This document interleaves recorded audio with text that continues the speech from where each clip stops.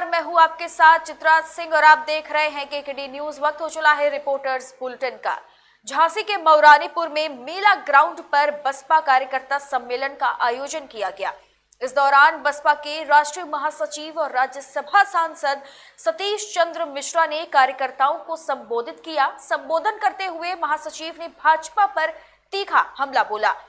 महासचिव ने कहा कि भाजपा देश को बेचने का काम कर रही है, राम के नाम पर राजनीति की जा रही है। इस सम्मेलन में झांसी, ललितपुर, जालौन और बाकी जिलों में बसपा के कार्यकर्ता एवं नेतागण मौजूद रहे। देखिए, अमित शाह जी क्या कह रहे हैं, योगी जी क्या कह रहे हैं, ये सब लोग जो बातें कर रहे हैं वो परेशान होकर के और इसलिए दुखी होकर के कर रहे हैं कि जो जन सैलाब आ रहा है आज उत्तर प्रदेश में हम लोगों की मीटिंग में, वो ये दिखा रहा है कि जब बहन मायावती जी निकलेंगी तो हर जिले में जाने करेंगी,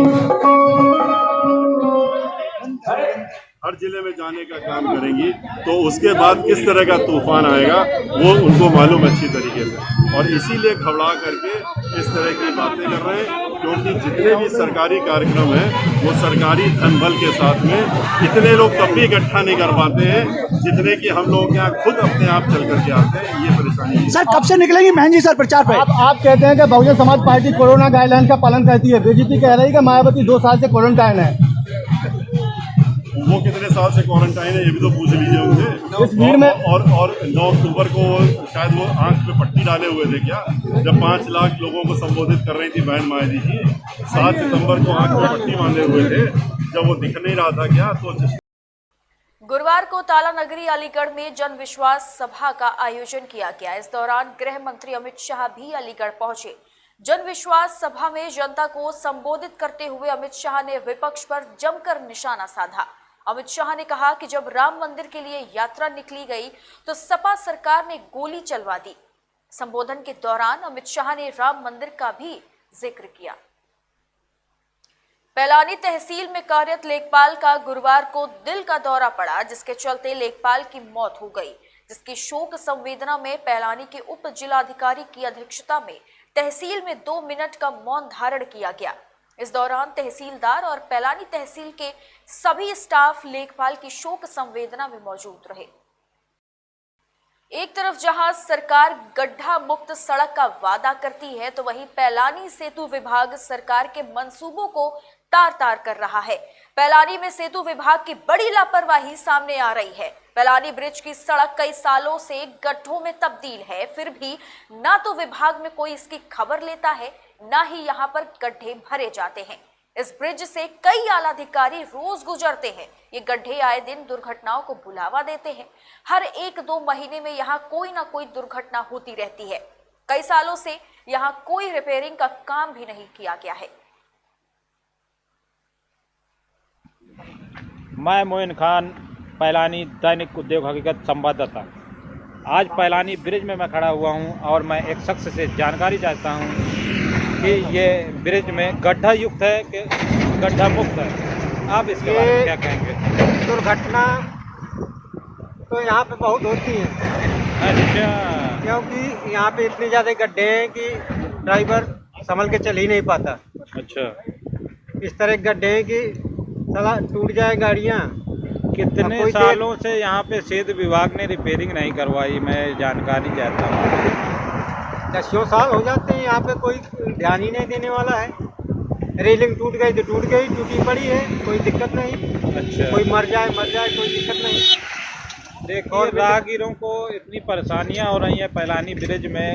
सरकार गड्ढा मुक्त की बात करती है और यहाँ गड्ढा युक्त ब्रिज नजर आ रहा है। सरकार की लापरवाही नहीं है, कर्मचारियों की लापरवाही है। अच्छा।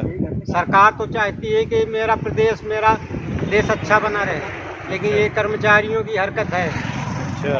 पैसा तो वहाँ से मुहैया करा दिया जाता है, लेकिन यहाँ पे कार्य कुछ नहीं होता। अच्छा। आधी अधूरी रोड रास्ताएं पड़ी रहती हैं, कोई काम नहीं होता। मैं पैलानी निवासी एक व्यक्ति से ब्रिज के बारे में जानकारी चाह रहा था। उन्होंने जानकारी दी कि ये लापरवाही कर्मचारियों की है, सरकार का इसमें कोई रोल नहीं है। सरकार तो पैसा मुहैया करवाती है सेतु विभाग को, बस सेतु विभाग के कर्मचारी और अधिकारी जो हैं लापरवाही करते हैं और ये गड्ढा युक्त। कोरोना का संकट एक बार फिर देश पर मंडराता नजर आ रहा है। आए दिन कोरोना के मामले बढ़ते जा रहे हैं। इसी बीच यूपी माध्यमिक शिक्षा परिषद ने राज्य में 31 दिसंबर से 14 जनवरी तक स्कूल बंद रखने की घोषणा की है। 14 जनवरी तक 8वीं क्लास तक के बच्चों का विंटर वेकेशन रहेगा। ये फैसला यूपी में बढ़ते हुए कोरोना संकट को देखते हुए लिया गया है। यूपी के बांदा में देर रात शराबी युवकों ने एक ही परिवार के 3 लोगों को लाठी डंडों लोहे की रॉड से मार के अधमरा कर दिया। बताया जा रहा है कि 2 पक्षों में किसी बात को लेकर के कहासुनी हुई थी, जिसको लेकर विवाद इतना बढ़ गया कि 2 पक्षों में जमकर लात घूसों और डंडों की बारिश होने लगी, जिसमें 3 लोग गंभीर रूप से घायल हो गए। सूचना पर पहुंची पुलिस ने घायलों को ट्रॉमा सेंटर में भर्ती कराया और मामले की छानबीन में जुट गई है। क्या नाम है तुम्हारा? शहजादे। शहजादे। वो कौन है तुम्हारी? औरत। पत्नी है? जी हाँ। क्या नाम है? आमना खातून। आमना खातून। और साथ में एक लड़का कौन है? वो हमारा लड़का है। क्या नाम है उसका? अशरफ। अशरफ। वो लड़की कौन है? कहकशा। कौन है आपकी? लड़की। लड़की है। क्या रहने वाले कहाँ के हैं आप? रहने वाले बांदा के हैं। माना कहाँ पे? बांदा में सुपटारी में रहते थे और कॉलोनी में रहते हैं। काशीराम कॉलोनी में। जी। तो ये क्या घटना हुई आप लोगों के साथ? ये घटना ये हुई है कि हम लोग अपनी बहन करने से भी आए थे, तो अभी हम जो ने उनको कहा तुम लोग ऊपर चलो, हम गुटखा लेके आ रहे हैं। इतनी देर में हम गुटखा भी नहीं ले पाए, तो हमारे लड़के को मारने लगे, तो हल्ला होने लगा, तो हमारे बचाने आई, तो उसको डंडा वो पाइप और डंडे से मारा, पाइप से डंडे से। क्या मारने की विवाद का कारण क्या था? क्यों मार रहे थे? हमें खुद नहीं मालूम क्या बात का। जबरदस्ती मार रहे थे? जी हाँ। क्या नशा वगैरह करते हैं? हाँ, दारू पीता है। अच्छा, कितने लोगों को मारा है? हम लोग को बिटिया को मारा, 4 लोगों को मारा। हाँ, 4 लोगों को मारा है। कैसे से मारा है? पाइप से डंडे से। मारने वाले कितने लोग थे? 5 जनी थे। 4-5 लोग थे। हाँ। अच्छा, इस बात की थाने में कंप्लेंट कर दी है? जी, कोतवाली गए थे अभी हम। पुलिस लेके आई यहाँ पे? पुलिस लेके आई हमें। ठीक है। किसने मारा है? कौन है वो? फिरोज। फिरोज। हिना। वो भी वहीं गिराने वाला है? हाँ, हिना। हाँ। उसकी अम्मा। अच्छा। उसका अब्बा, उसका लड़का। ठीक। दिनांक 30/12/2021 को थाना कोतवाली नगर स्थित कांसीराम कॉलोनी में 2 पक्षों के बीच में मारपीट की घटना कूड़ा फेंकने को लेकर हुई है। इसमें यह बताया जा रहा है कि श्रीमती आमना बेगम जो ऊपर रहती हैं, उन्होंने नीचे रहने वाले फिरोज खां के घर के सामने कूड़ा फेंक दिया था, जिसको लेकर के उनके लड़के आरिफ अशरफ और फिरोज खां के बीच में मारपीट हुई है। घटना में महिला आमना बेगम को भी चोटें आया जाना बताया जाता है, जिनका डॉक्टरी मुआयना कराया जा रहा है। बांदा में शुक्रवार यानी आज अतर्रा के हिंदू इंटर कॉलेज में बीएसपी नेता सतीश चंद्र मिश्रा की रैली निकाली गई। इस रैली के दौरान मवई बुजुर्ग गांव के लोग और बसपा पदाधिकारी कार्यकर्ता हिंदू इंटर कॉलेज पहुंच रहे हैं। विधानसभा के चुनावों की तैयारी में भाजपा समेत सभी पार्टियां एड़ी चोटी का जोर लगा रहे हैं। इसी सिलसिले में भाजपा प्रदेश के अलग अलग जिलों में जन विश्वास यात्रा का आयोजन कर रही है। जन विश्वास यात्रा की कड़ी में आज यानी शुक्रवार को मुख्यमंत्री योगी आदित्यनाथ जी कानपुर देहात पहुंचेंगे। कानपुर देहात में जन विश्वास यात्रा के दौरान सीएम योगी जनसभा को भी संबोधित करने वाले हैं। इस दौरान कानपुर देहात के जिला मुख्यालय माती के मैदान में बने मंच से सीएम योगी जनता को संबोधित करेंगे। मुख्यमंत्री की सुरक्षा को मद्देनजर रखते हुए 3 एएसपी 8 सीओ समेत पुलिस बल को तैनात किया गया। आज कानपुर देहात में जन विश्वास यात्रा के दौरान सीएम योगी 639 करोड़ की 87 परियोजनाओं का लोकार्पण और शिलान्यास करके जनता को सौगात देंगे। आगरा के फतेहाबाद से एक चौंकाने वाली खबर सामने आ रही है, जहां फतेहाबाद के राजापुरा गांव से कुछ बदमाश अंबेडकर की प्रतिमा उखाड़ ले गए। मामला सामने आने के बाद से अंबेडकर को मानने वालों में आक्रोश का माहौल बना हुआ है। घटना की सूचना मिलते ही क्षेत्राधिकारी फतेहाबाद पुलिस फोर्स के साथ मौके पर पहुंचे, साथ ही बाबा साहिब की प्रतिमा लगाने के भी आश्वासन दिया गया है। आपको बता दें कि इस मामले के बाद बसपा कार्यकर्ता थाने में पहुंचे हुए हैं। चौहान पूर्व प्रधान मिलोनी। क्या मामला हुआ है? कुछ नहीं, रात को कुछ असामाजिक तत्वों ने बाबा भीमराव अम्बेडकर की मूर्ति तोड़ दी है। उसी संबंध में इधर सब लोग आए हुए हैं। किस गांव में तोड़ी गई मूर्ति? जी हमारे ग्राम पंचायत बिलोनी के उपग्राम राजापुरा में। पुलिस मौके पर आई? बिल्कुल मौके पे है, सीओ साहब अभी आ रहे हैं। मौजा बिलोनी थाना फतेहाबाद आगरा का निवासी हूँ।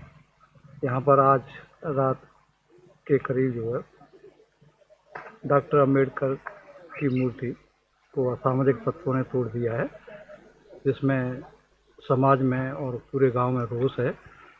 तो शासन प्रशासन से अनुरोध है कि कोई नई प्रतिमा का अनावरण किया जाए और उसको स्थापित किया जाए, जिससे जो समाज में रोष न बढ़े और शांति व्यवस्था बनाई रहे। और जो भी कार्रवाई पुलिस करे उसमें जो असामाजिक तत्वों के खिलाफ कड़ी से कड़ी कार्रवाई की जाए और उन्हें दंडित कराया जाए।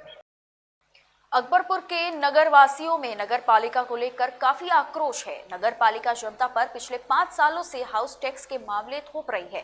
साथ ही नगर वासियों के राशन कार्ड में भी धांधली करके नाम काट दिए जाने के मामले लगातार सामने आ रहे हैं, जिसको लेकर लोगों ने जिलाधिकारी को ज्ञापन सौंपकर मामले की जानकारी दी है। देखिए, मामला विगत 16/10/2021 को हमने नगर पालिका में अकबरपुर की शासी अधिकारी श्रीमती बीना सिंह जी को दिया था ज्ञापन कि जो ये हाउस टैक्स नगर पालिका लगा रही है पिछले 5 साल से, ये बिल्कुल न्याय संगत नहीं है।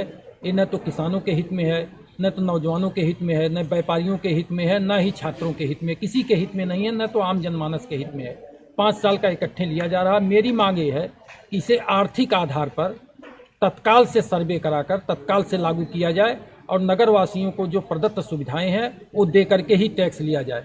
और दूसरा बिंदु ये था कि सरकार बड़े पैमाने पर प्रचार प्रसार कर रही है कि हम राशन दे रहे हैं, इसका हम स्वागत करते हैं, लेकिन हमारे नगर पालिका के क्षेत्र में, अकबरपुर नगर पालिका के क्षेत्र में तमाम घर ऐसे हैं जिनका राशन से कार्ड से नाम काट दिया गया है। किसी का 10 यूनिट है तो उनका 8 यूनिट काट करके 2 कर दिया गया है, किसी का बिल्कुल साफ कर दिया गया है, तो वो भुखमरी के कागार पे पहुंच गए हैं। ऐसी स्थिति में उनके सामने खाने का संकट खड़ा हो गया है। तो हमने जिलाधिकारी महोदय से मांग किया है कि तत्काल इन दोनों बिंदुओं पर विचार करके एक तो हाउस टैक्स पे रोक लगाई जानी चाहिए और तत्काल से लागू किया जाना चाहिए। दूसरा ये कि राशन कार्ड में जो नाम कटा है उसे जोड़ा जाए ताकि लोग जो भुखमरी के कागार पर जा रहे हैं वो अपना जीवन यापन कर सकें। हाउस टैक्स को लेकर आप बार बार जिलाधिकारी और नगर पालिका को ज्ञापन दे रहे हैं, अगर मांगे नहीं पूरी होती हैं आप लोग की तो क्या?